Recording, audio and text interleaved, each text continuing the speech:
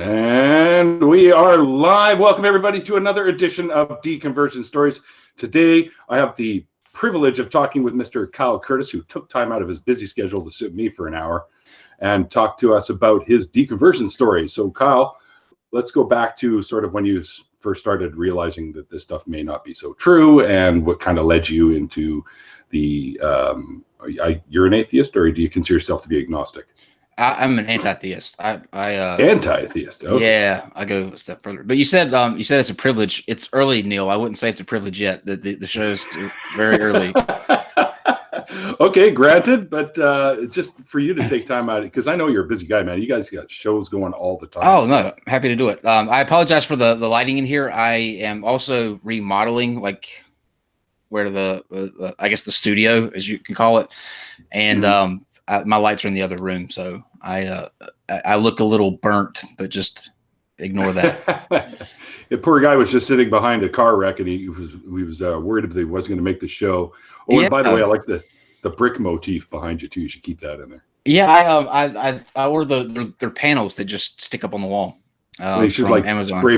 spray paint Pink Floyd along it or something. I'm going to do I'm doing something similar. I'm actually going to take, I've stenciled out the Nun logo that we have, and I'm going to spray paint that on this side over here eventually. Very cool. But yeah, I got our times mixed up. This is why we're early. This is my fault. I'm used to working in Eastern time. And so 6:15, I'm thinking, okay, 6:15 Eastern. Well, there was a wreck on I-40, and it was like 5. When was it that I messaged you? Like 5:35, and I was still 40 minutes away, and I was like, oh man, I am not going to make it. Turns out I had 3 hours to. So there could have been a bigger wreck, and you still would have made it. Yeah, I could still be sitting back there. But You've got the light of God shining through your window, by the way, behind you, so it's kind of blaring you out a bit. See, man, I don't know what I'm going to do about that. That's all right. No big deal. I can still see you. It's not my day, man. I'm telling you. I got an idea. Let me do this. Get some tinfoil like they used to do in that Near Dark movie and foil up all the windows. Here's what we're going to do, Neil. We'll move that so that. Yes, okay. I should make Shannon a mod. Worley's suggesting that I make Shannon a mod. Yeah, that's great. That's perfect. Okay. That's excellent. Sorry about that. All right. No problem. Let's get into this. Okay. So let's go back to when you were a believer and what led you out of it. I was a young earth creationist for 25 years total. Wow. I came out when I was 25, and I was a Southern Baptist at first, and then my family moved to Independent Baptist. And if you don't know what an Independent Baptist is, it's the answer to the question, Southern Baptists aren't conservative enough. I need to go further right. As right as you can go, eh? Yeah, and you'll get Independent Baptists. They're very like antiquated in their sort of beliefs, and they, like no dancing. You have to have a certain amount of separation between different sexes, just all kind of like archaic beliefs. Wait. When you say that, like, are we talking like if you're sitting in the pews or if you're dancing or something like that, or if like separation? Like we used to do, we would have these like they called it homecoming, but it would be like these little after church lunches where everybody would make something and then bring it. And so if there were like teenagers hanging around and got too close, they would quickly be like broken up. So they didn't want that temptation, I guess, to ever be a factor. Even though to me, I think that makes it worse. I think that just drives up the temptation. But they were very strict. I would agree. Yeah, they were very strict on that. And I also wrestled with the fact that I was gay, and they're very, very strict on that too. Like, it's an abomination. It's, not of God. And you would hear sermons like that all the time, where it was just, I would leave feeling really down, and, you don't want to tell anybody about what's going on, because that would make it worse. Then you didn't want to face what would come with that. So just a really long, my teenagers were really long, like so long, because it was just so almost painful in a way, because you had to like wear a mask. I had to be somebody that I wasn't pretty much the majority of the day. When I'm by That could not myself. have been easy. No, it's not. It's very taxing and tiring. And it to me, it creates a whole other sort of problems, because when you do finally come out, you have to get used to somebody that you haven't been for your entire life. And so you don't really know how to be that person either. So you're kind of, stuck in this. And for me, it led to several different issues later on down the road. But I was in church every Sunday and Wednesday up until, like I said, I was 25. And I remember being at a youth group. We used to do like youth groups on Sundays, and I was sort of helping out with that age group. And one of the guys was laughing at a video after we had closed the service, and I went up and I was just curious. They were watching the Atheist Experience, and Aaron was on, and I remember the person asking him about slavery in the Bible, and he was reading off this verse, and I just stopped and I was like, well, he's lying. I mean, slavery's not in the Bible. It's not in the Bible. God doesn't condone slavery. And so I went home, I pulled up the video, and I turned to the verse that he was talking about. And slavery was in there. It was right there. And I had never heard of this in the 25 years that I had been going to church. Because why would I? Mm-hmm. That's not something that, they're going to get up on the pulpit and, talk about openly. But I spent the next week binging his videos, checking the verses, fact checking with what he's saying versus what I thought the Bible said. And by the end of it, I could not square any of those questions, and it just didn't feel right. And ever since then, it was that quick for me. Some people have like a long sort of journey when they're deconverting. For me, it was just once that doubt creeped in, and once I felt like I'd been lied to about some of the things that were in there, it was over that quick. I bet. Mm-hmm. So yeah, that's that's pretty much my deconversion part of it. My family was actually most of my family still to this day, I don't think knows to the extent by which I'm atheist.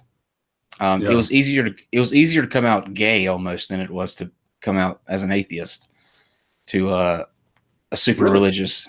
Yeah, absolutely. Because I was lucky when I came out, I didn't lose anybody.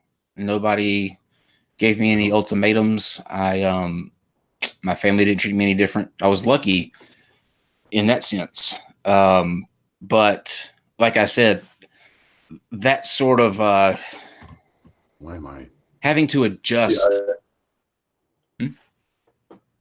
Sorry, I'm getting froze up here. Sometimes the internet can drag a little bit if there's a lot of people on here, because I live in an apartment. Oh, cool. So I missed a little bit of that. I apologize. No problem. What was the last thing that you heard? I heard pretty much everything, because it kind of catches up to itself when it comes back. So I'll pick up with the when I came out as gay. Like I said, I didn't lose anybody, but the build up to that and the sort of having to adjust to a new you, because I was actually, when I was still a Christian. Let me back up a little bit. I dated a girl for 3 years. We had gotten engaged, and we were about a month before we were actually getting married. Everything was picked out. Everybody was sized up. Everybody had their tuxes. The place was rented out. The cake was ordered. It was good to go. Invitations were sent out, and she actually wound up going to a concert and cheating on me that I found out about. So I took that as my out. But I say that to say this: there were nights that we lived together for, which was another ordeal because you're not supposed to do that till you're married, but we did anyway. And there were nights that I would lay awake looking up at the ceiling, like begging for God to take away that urge to be gay. Like I didn't want to be gay. And I thought that maybe if I got married, if I played the part, if I had the kids, if I went to church, eventually, that urge would sort of subside and I could be normal, or what I thought was normal back then. Thankfully that happened with her, and I wound up getting out of that situation. But after that, I got into a really bad place. I turned to drugs because drugs made me not feel or not care about, any of what people would think or what's going to happen when it finally happens. Which that ultimately led because when you get caught up in drugs, there's so much more that comes with that. It's not just the drug. Like you can't just do the drug and that it, not any other consequences. And I got caught up with the sort of using more than I shouldn't and passing it off to other people, and that caught up with me, and I wound up getting put in prison for a year. Wow. And, what was that like? It was awful. It was the worst. I can imagine. But I wouldn't trade it. I would never want to do it again, but it really saved me. Because what it did, it was exactly what I needed. What it did was it forced me at that crucial time to be just with myself, because that's basically what prison is. You're locked up. You go when they tell you you can go. You move when they tell you can move. It's very, very, very controlled, and it was in that year that I was able to get really comfortable with the real me that I hadn't been for all of those years. It kind of forced me to be inside of my head and my thoughts, because that's another thing that you do there is you think a lot, because there's really nothing else to do. And so I was able to sort out a lot of those issues that I don't think would have gotten sorted out had that not have been the case. I think the situation would be a lot worse for me if I hadn't have gone. If I would have even still be here. I mean, because the way I was going, there's not any telling. But I was able to sort of get my head straight, come out. That's where I learned to do the sort of the graphics work and design stuff that I do, just reading textbooks there. Oh, really? In jail? Did you have access to computers and stuff? Oh, no. I had my family order these myself. I gotcha. Okay. It's just if I was going to be in there doing, nothing but sitting around, it's always something that I've always wanted to, kind of learn how to do. So I would just literally read these textbooks and sketch out stuff there in the prison and work out. And but it was an interesting dynamic, because all of the stereotypes that you hear about a prison and how the guys are there, it wasn't my experience. I met some of the most creative people that I've ever met in my life in there. Some of the most caring people. Some people that are just like hurting, and some people that have like a level of talent that is astonishing. And the only difference between them and people who are in like creative director positions or doing art galleries in New York is that no one told them that they deserved better than what they had. Right. That's the running theme that you find in there. they just think that where they are, their position that they have, that they don't deserve anything better because nobody's told them.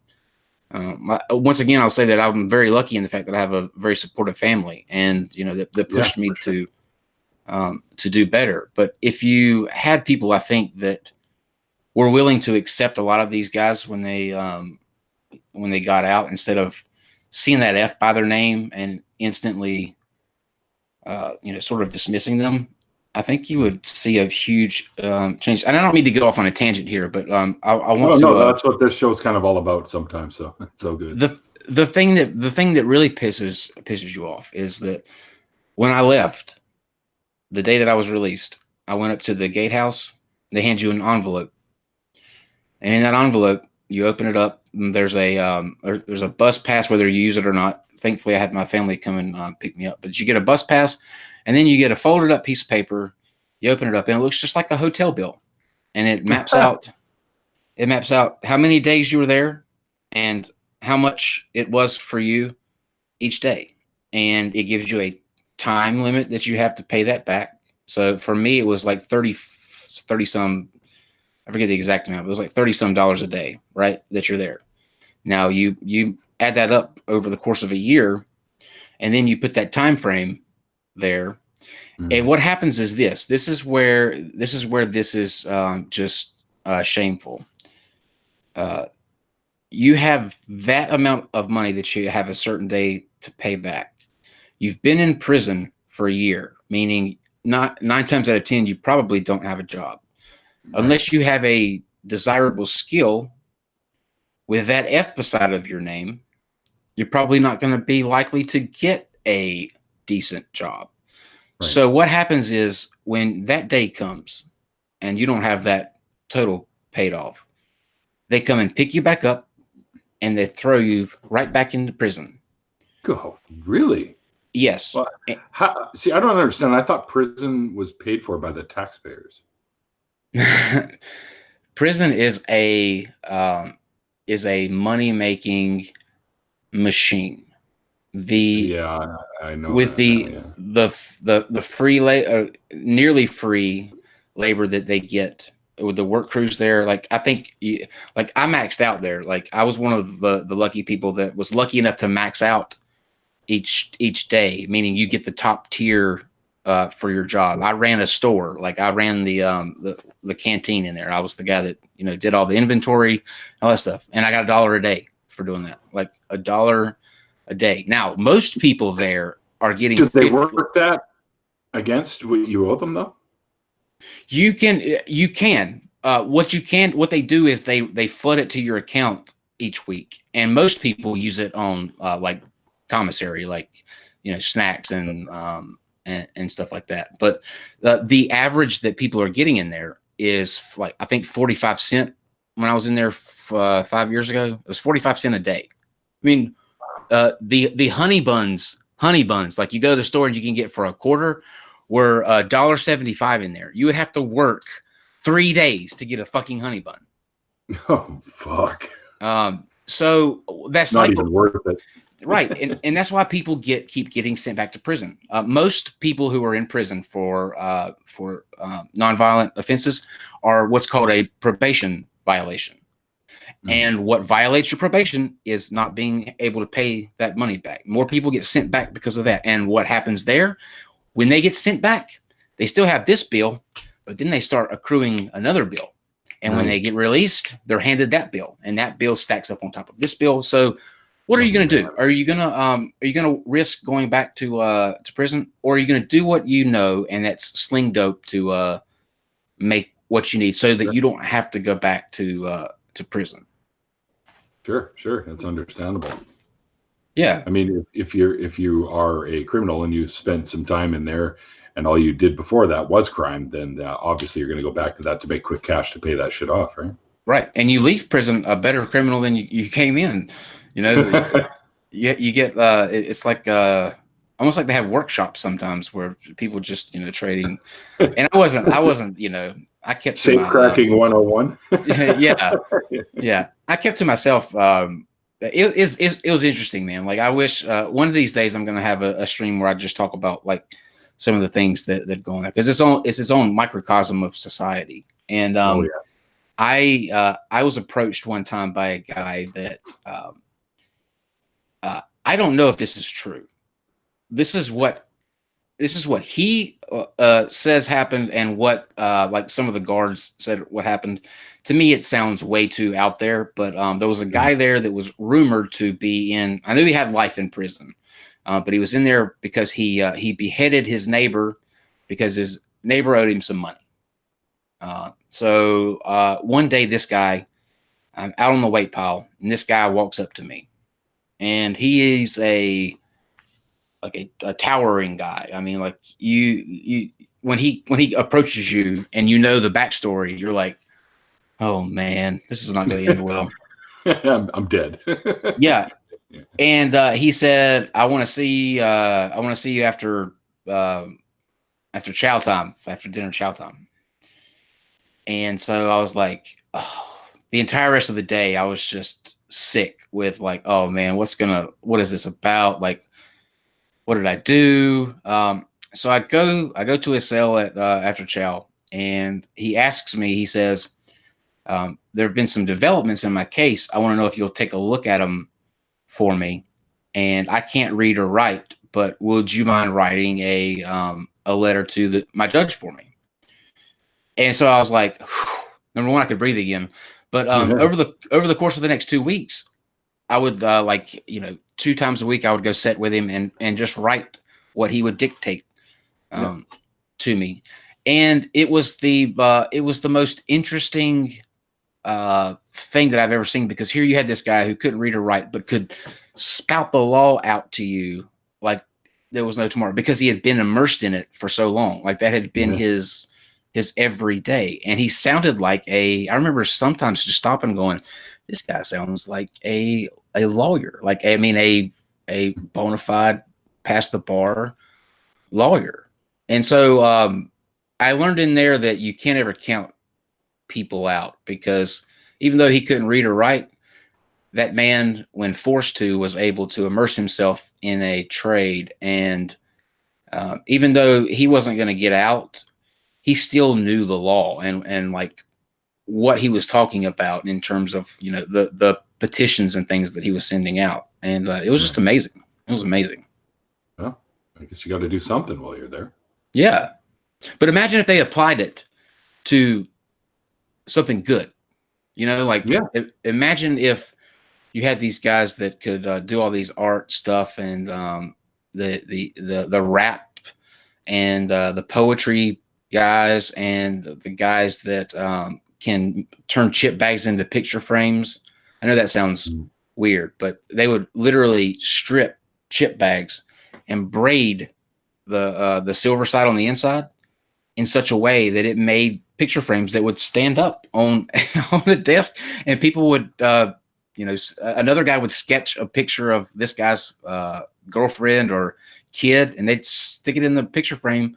And it was just pretty cool. Yeah, it was unbelievable. And all these people were doing this. And I'm just like, man, if you just would apply yourself to something out there, it would be limitless. Yeah, for sure. I mean, they wouldn't be stuck in there. Yeah, absolutely. Sorry to go off on that tangent, but that's okay, man. That's okay.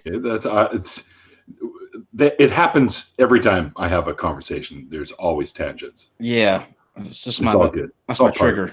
That's my trigger. Prison reform. So you figured that spending all that time there did you good, eh? And after you came out of there, you figure you're all better off and stuff. No more drugs and all that. No, I actually didn't. I didn't go. You would think that would be the first thing that you would like sort of seek out, but when you're in my position, like for me, when getting out, it was like you almost had like an entire second chance. It was a new me. I had never been out in the free world 100% okay with who I was as a person, sort of a direction that I wanted to go. And it was nice It was really nice. I'll tell you what, there's no feeling like standing on that threshold of when that gate opens and you're able to walk out from, being in prison and watching the outside world through, razor wire fence for a year. And then being on the other side of that, it was just, I didn't expect it to be as heavy as it was, but you walk up to that gate and you're standing there waiting, and they have to, you hear a buzzer, and when that buzzer sounds and that thing just rolls back, and you're able to take a step without somebody telling you that you can move, or without somebody saying, where are you going? Or, do you have back here? Right. Do you have authorization? I'm telling you, I never want to step back over into that other side. Yeah, it's probably a good idea. Because that first night, I mean, you get there and, I had no idea I was going is the first thing. I was at that time I was an executive chef at a place called Atheist in Salisbury, and I had a rehearsal dinner that night. It was a Friday, and I had a rehearsal dinner, and I remember my mind being there. My mind was like, okay, I gotta go. I gotta accept this probation bullshit at court, and then I gotta get down here, and then my head is going, okay, here's what I need to do when I get into work. So I meet my lawyer there at the courthouse, and go before the judge. And long story short, I've actually never told the details of the cocaine story, but I guess I might as well. You'll hear it. You'll hear it first here. So it was New Year's. It was New Year's Eve. And we were doing a New Year's dinner thing for all of these people. And it was just after midnight. We had closed down the kitchen. The guy that I was working with had some coke on him. And he's like, you don't do a couple lines. We've done it before. It's the culinary culture. Everybody does it. It's not a big deal. Unbeknownst to us, a fight breaks out in the main dining room. Now we're in the back, away from all that. We have no idea what's going on out in the front. So naturally, the police get called. Once again, we have no clue. In the back, my sous chef lines up two lines on the stainless steel prep table. Now, in a scene that's right out of a movie, I'm literally going down in mid snort, mid bump, and those double doors swing open, and it's the police officers going to the manager's office to get the tapes for the fight, and sees me going in for a line of coke, and it was over. Now. I had some on me too. They tried to say that it was. They tried to get into a distribution thing. It was a mess, but there's nothing like when you go to court and you have to watch the video of you in the kitchen in a restaurant. Must be surreal. Going for a line with the cops coming in. But anyway, so we had a deal worked out, and I had been in trouble before, obviously, with other things unrelated to coke. Had a marijuana charge, open container in public because I stepped outside to use my phone one night at a bar, and a bike cop got me. So I had some things on my record previously, but they were going to give me 3 years probation, and that'd be it. So I'm standing up there, and the judge is reading over. Now, in another turn of fate, there was a visiting judge, because in this county, they rotated at the end of the month. There's always like a judge from a different county comes in so that they can offset some of the costs to this county. And that day was one of the days that those visiting judges was coming in, and they're always notoriously assholes. Like, you never have to worry about that with the hometown judges because the prosecutor and them are really close, but you don't have that here. So the prosecutor gives the plea deal to the judge. Judge is looking over it, and he's watching. He watched the tape of me doing this, and he is just appalled at the gall and the nerve, and yeah, that. So he's reading this plea deal, and he's like, "Counsels, would you please approach?" And I'll never ever forget my lawyer's face when he's walking back towards my side. White as a ghost or what? Yeah, you could say that. It was a look of sheer, I don't know how I'm gonna explain this to you, Kyle. Like, I don't know how this is gonna happen. But he doesn't even have the chance to, because as soon as they get back over here, the judge says that he's denying the plea agreement and going with the sentencing guidelines as directed by the North Carolina state statutes, blah, blah, blah, blah, blah. For a period of no less than 1 year, no more than 2 years. And I'm going, you don't understand. I have a rehearsal dinner tonight. Like, this is what's, most important. And he gave me the opportunity to say something. And I remember it's so like pathetic to think about it, looking back, but I said something to the effect of, Your Honor, I'm sorry, it'll never happen again. I mean, just a really pathetic sounding, because what do you say then? And before I knew it, I was spun around and had handcuffs slapped on me and into the county jail to await the big bus that would come wake you up at 3 o'clock in the morning to take you to whatever camp they decided you were going to, and they move you like 3 hours away. So I was literally 3 hours away from home, and that was my new place for the next year. Wow. So there was no leniency at all, I guess. Oh no. He wanted to make an example. What my lawyer said pissed him off the most was the video and just the audacity to, because he's an older guy, most judges are, and I guess it was the audacity to, while you're at work, throw a line down on the table, and yeah, so wow, that's what happened. Shit, dude, you've had quite the experience there, but it's like you say, it's life changing. So yeah, I have. It definitely wasn't fun at the time. Looking back, it's a lot.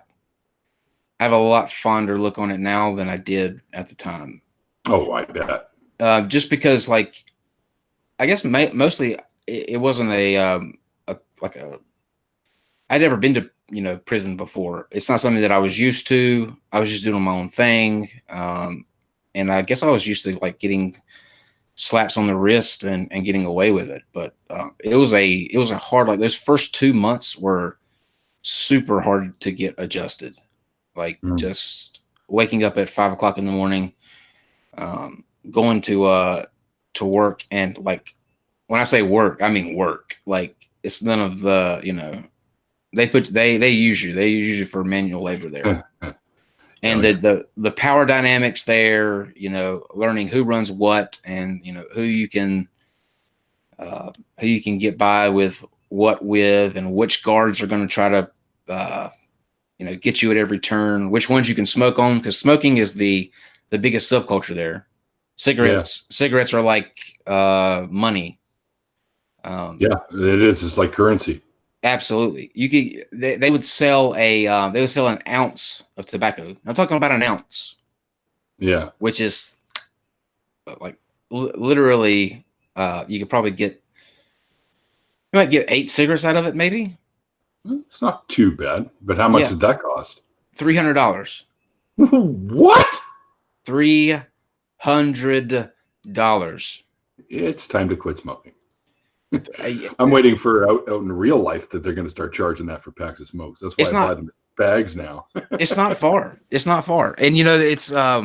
just amazing. Like, the way that the tobacco gets in, because it's illegal in prison, and you get what's called a B16 if you get caught with it, and that puts you in jeopardy of getting the days that you've accrued in what's called gang time. They can take those away from you. They can actually make you stay longer if you get enough B16s. I think in the year that I was there, I had 19 B16s, maybe. But those were just the ones that I got written up for. I got out of probably 50. Were the guards a little lenient with you, or what? Well, the women guards there loved me, obviously, because I'm gay, and I think that was an interesting dynamic too. Like, I didn't hide the fact that I was gay there, and no, I know what some of you are thinking. Absolutely not in a million years in prison. But oh yeah, I guarantee you, people were probably wondering. Oh yeah, no.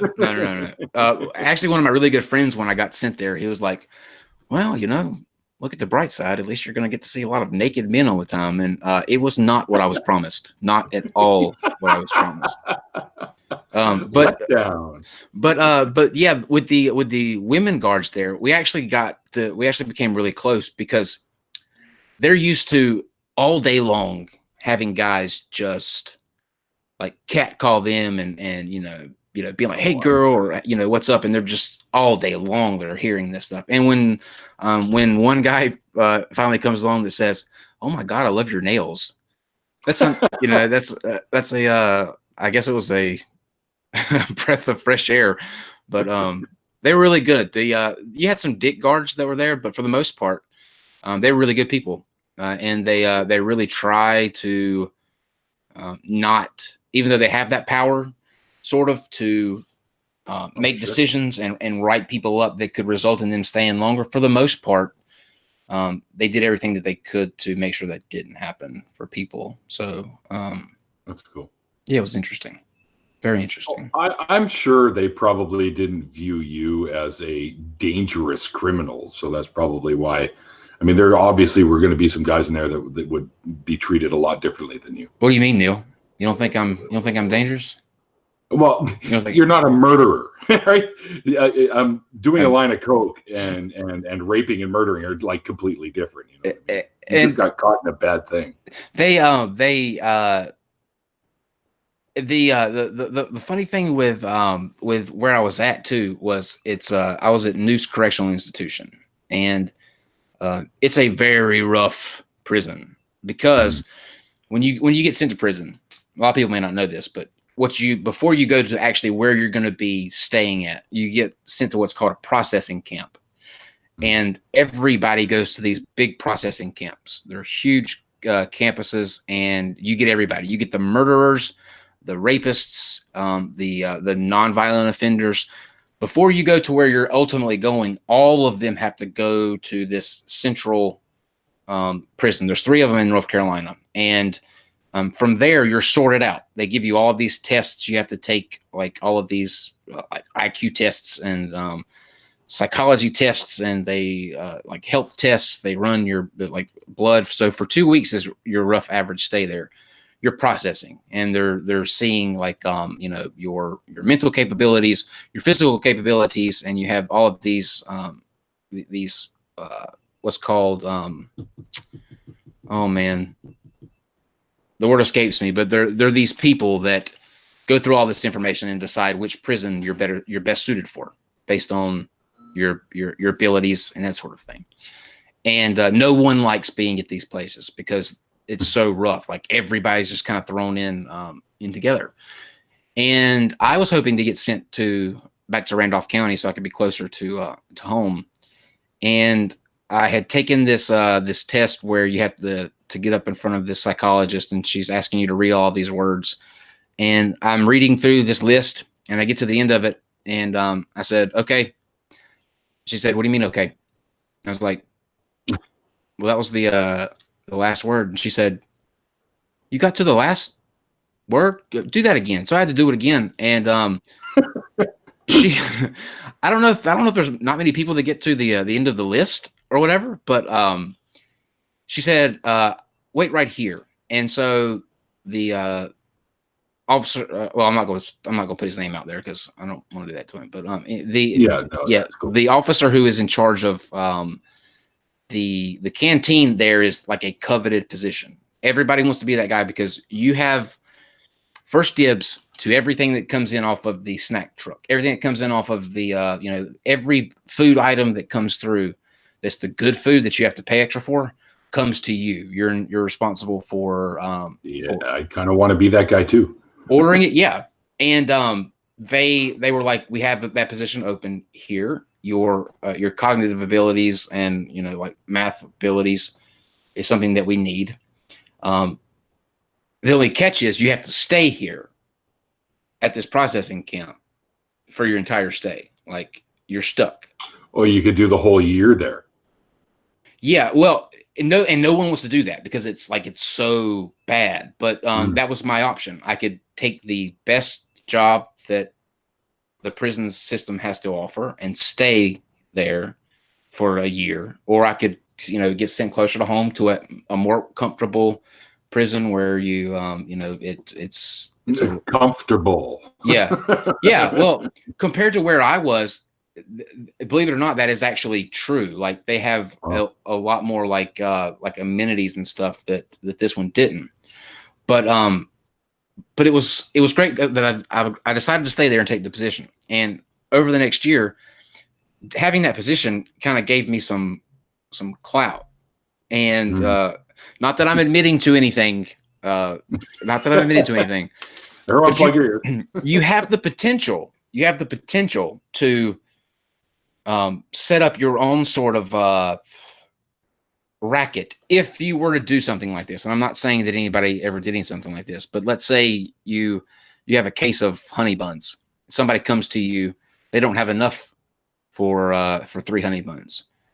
You loan them the 3 honey buns. The only catch is they have to bring you double that back the next week. So what winds up happening is your own personal inventory winds up doubling just because you're loaning out something. You're not cheating anybody. You're not cheating the state. I'm just giving him something that I pay for, and he's giving me double back. So eventually, my own personal stash started going up, and people could circumvent the main store, come to me, and I would be able to loan out to cover their tobacco debts or their gambling debts. I was that guy. So nobody messed with me. Like I never got fucked with. I never, I didn't get into one fight the entire time I was there. Wow. Because if you piss me off, you're not going to be able to get your extra food. You know what I mean? No like fucking honey buns for you. Right. So it was kind of like it was sort of like it was easy to get a big head like that. You know what I mean? Like you walk around like, well, sure.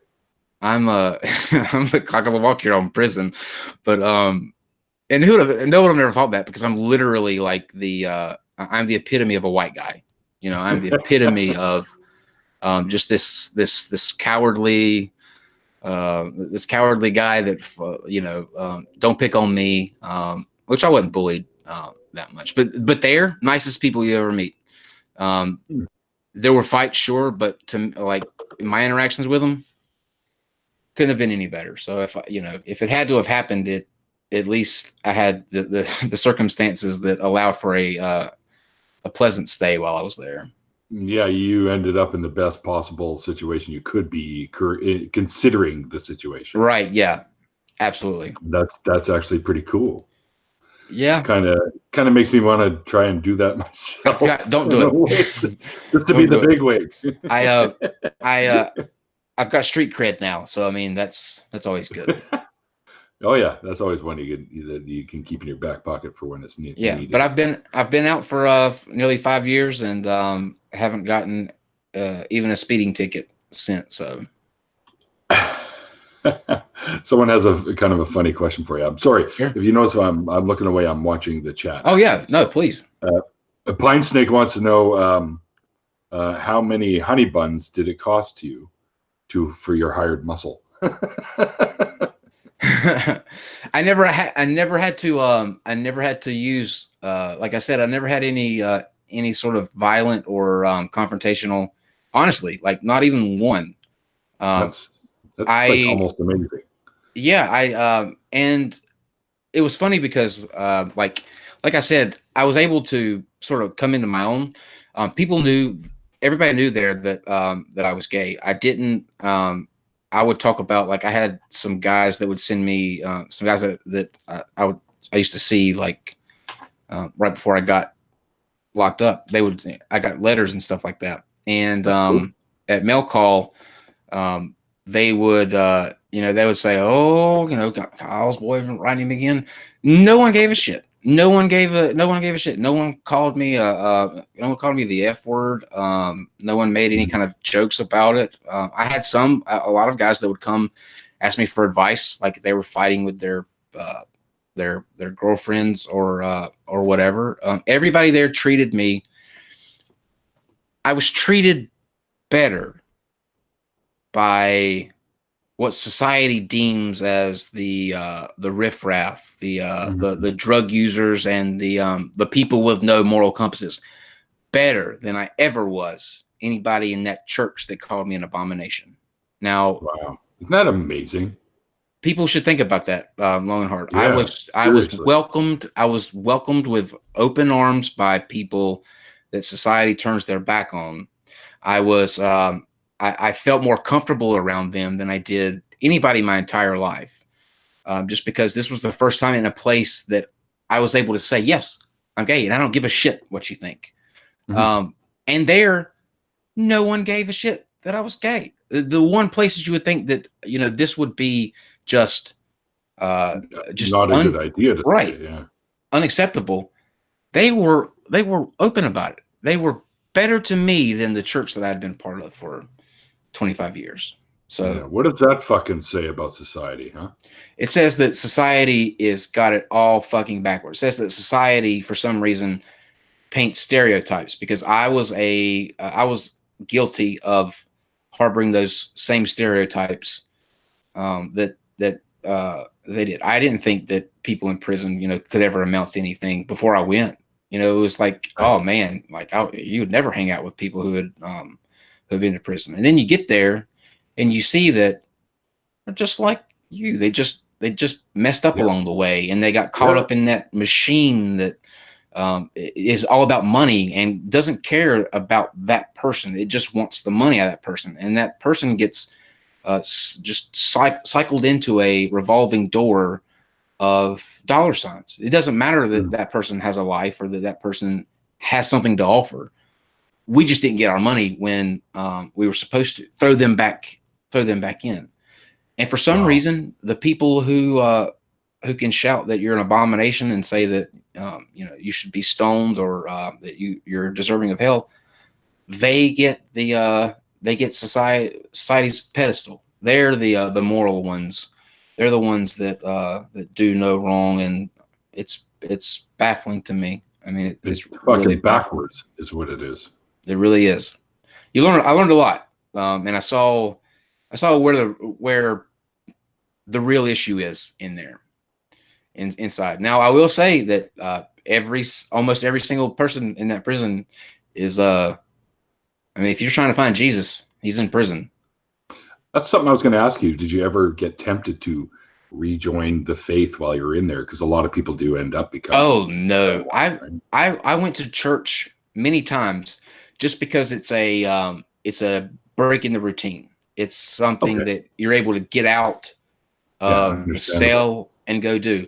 But the entire time, if anything, that solidified my atheism, because I would just be sitting there and you would have all of these, everybody standing up, giving their testimony about what the Lord had done for them. And I was just like, and I'm sitting here looking at these guys like, weren't you just talking about how you can't wait to get out and do more rails of heroin and slay all of these hoes? And like, I literally was just sitting with you, listening to this, and now you're pious, and the Lord's got you do another day. If anything, I saw the hypocrisy, and but for me, it was just a way to get out of the doldrums, I guess. Yeah, a routine. Yeah, yeah, definitely.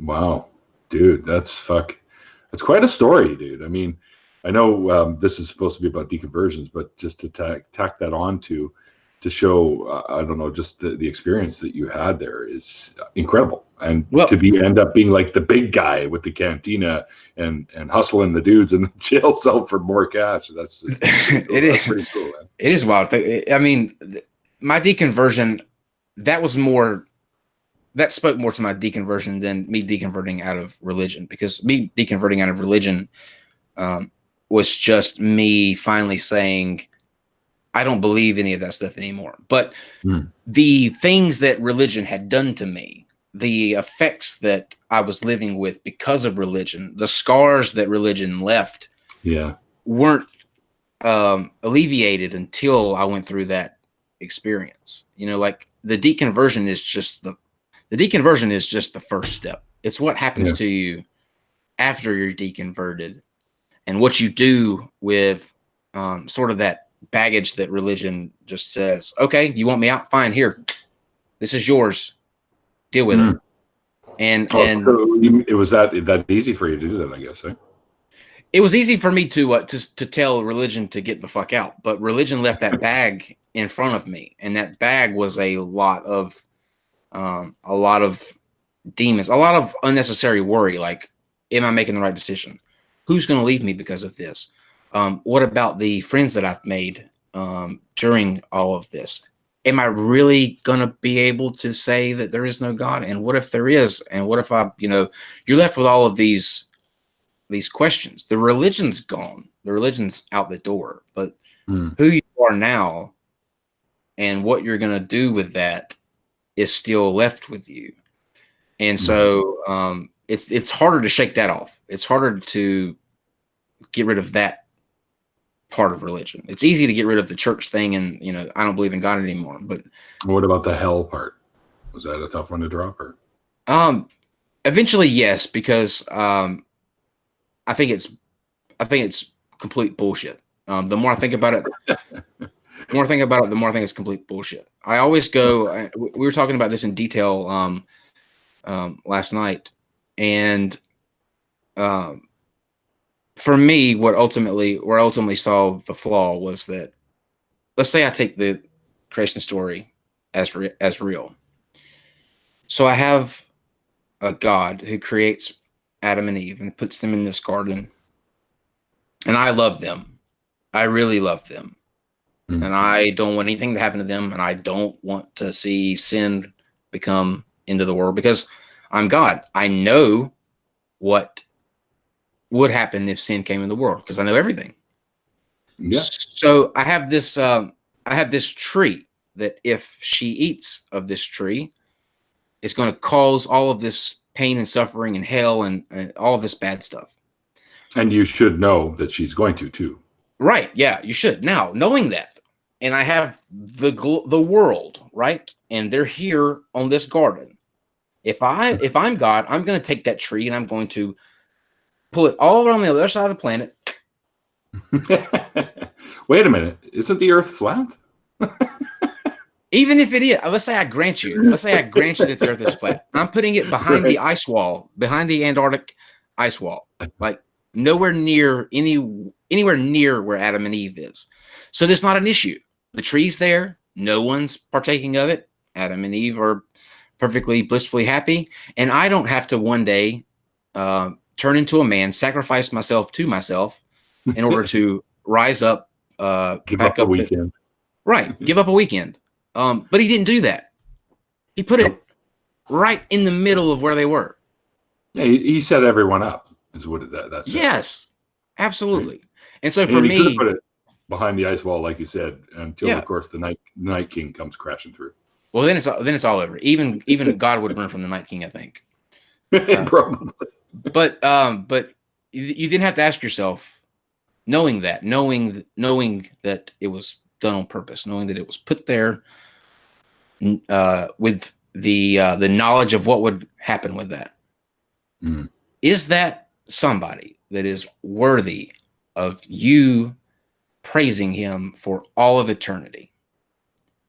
Somebody is worthy of a curb stomp, if you ask me. And I think, for me, no. For me, I am perfectly fine not singing his praises or bowing before him, knowing that he is the architect of all of this chaos, but he plays himself off to be just some benevolent, all-loving, But created evil. Right. The guy who gets a bad rap in all of this, the snake. Let's see. The talking snake. The talking snake. He was just letting a motherfucker know that there was a Weasley deity up there wanting to play games. Yeah. And if you notice, he never lied. He never lied in that whole scene of Adam and Eve. He just said what it was. Yeah, that's all he did. Explain to them what it was, what they could expect. So, but yeah, that's my story. Well, your timing is perfect because we're literally 2 minutes away from the hour. Oh, perfect for doing the hour. So yeah, that's fantastic. Do you want to mention anything? What people could be looking forward to on the show? Like, what are you guys doing tonight? Let's say, because you said you got something going on. Oh yeah. Oh boy. Yeah, tonight's gonna be a rough show. We have a woman named Leah, and Leah was in a very happy relationship until one day she found a massive amount of child pornography on her significant other's computer. Wow. And yeah, and she's going to be going through the decision that she made at that point and what it cost her, because it cost her a lot. It's a tough story.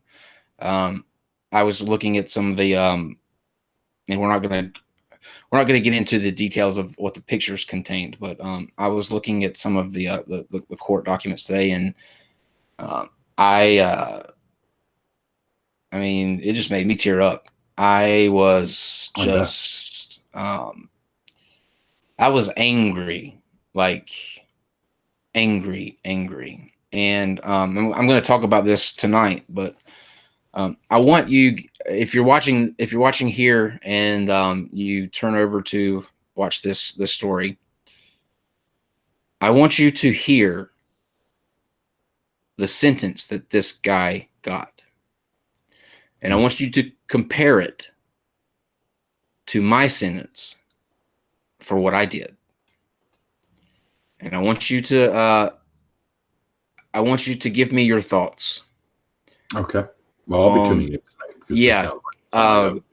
It's going to really piss you off. Like bad piss you off.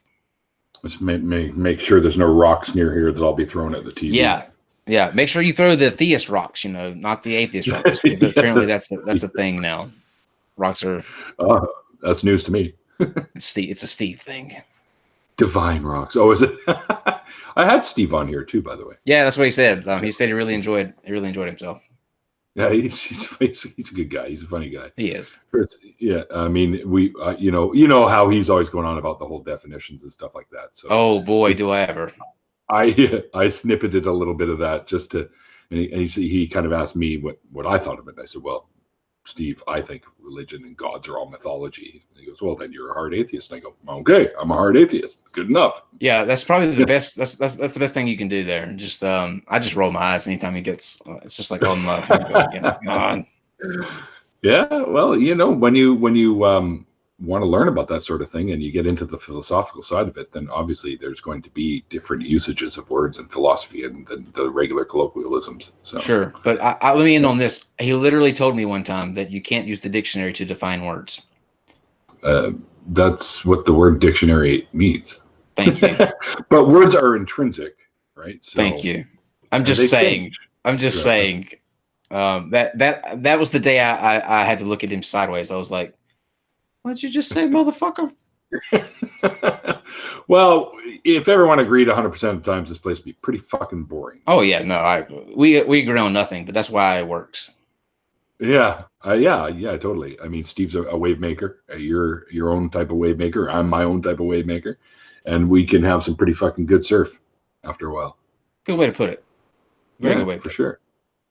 Well, I'm sorry about that crazy beginning and the timing thing, but dude, it's not a problem. I'm pretty flexible, easygoing guy. I can be ready for whatever as long as I'm home from work or whatever. But we made it happen though. Yeah, we did for sure, and I really enjoyed our conversation, man. That's quite the story you told. So me too. I also have a proposition, and I ran this by Steve as well. Sure. If you guys ever need some kind of a topic on your channel and you want another guest on there, I'd be happy to jump in, and I want to sort of tackle the whole morals with atheists and altruism. And if you know of anyone that might be on the sort of the other side of the fence, I'd love to come in and talk to you guys about that sort of thing. Sure. Because I've got some stuff that I could lay on these folks and say, listen, you don't need a god to be a decent human being. Well, we'll see about next week. How would that work? Sure, that would work. Cool. I do my shows on Mondays, Wednesdays, and Saturdays. And I jam on Friday nights. So those are sort of the days that which basically leaves like Sunday, Tuesday, Thursday kind of thing. Yeah. Got it. All right. We can make that happen for sure. That'd be really cool. All right, man. All right, you guys. Thanks for joining Kyle and I for this conversation. Hope you guys enjoyed it as much as we did. My next guest, let me have a quick look, will be up on Saturday. Just let me get to the page. And I will be talking with Pikachu the Atheist, who just had his gallbladder thing he dealt with. So I'll double check with him to make sure he's still good to go on that. So hopefully you can tune in. It'll be about 6 p.m. Pacific, which is 8 p.m. Central and 9 p.m. Eastern. Kyle, man, thanks again, dude, for doing this with me. My pleasure. I have a link to the Non-Sec show, like you need it, but it's in the description below, and his Twitter handle is also down below. So give him a follow on Twitter if you're not following him, if you like what you've heard today, because Kyle's a pretty damn cool guy, and I'm actually glad I got to meet you and talk to you today. Well, virtually, anyways. Same here. And one last thing I want to ask you: guys going to be at Faithless Forum this year? Yes, I'm actually a speaker. Oh shit! You know what? I knew that, and it totally fell out of my head. I will see you there, sir. Awesome. Well, that'll be cool then. Yeah, totally. We got to get a drink and. There'll be plenty. Many. Oh yeah, I'm gonna be bringing my little video camera with me, and I'm gonna be asking similar type deconversion-y type questions just to random folks at the thing and see what I can compile and put together. That's a good idea. That's a really good idea. All right, man. Well, thanks, dude. And I know you got shit you got to go do. I mean, I'll offer you to stick in for a few minutes for the after party if you want, but if you got stuff you got to do. Yeah, we kick off in 20 minutes, so I've got a jet. All right, man. Well, thanks. Thank you very much, and thanks, guys, for letting me tell my story. We'll see you soon. It's fantastic. All right, guys. As I always say at the end of these things, remember it's called faith because it's not knowledge. We'll see you guys next time.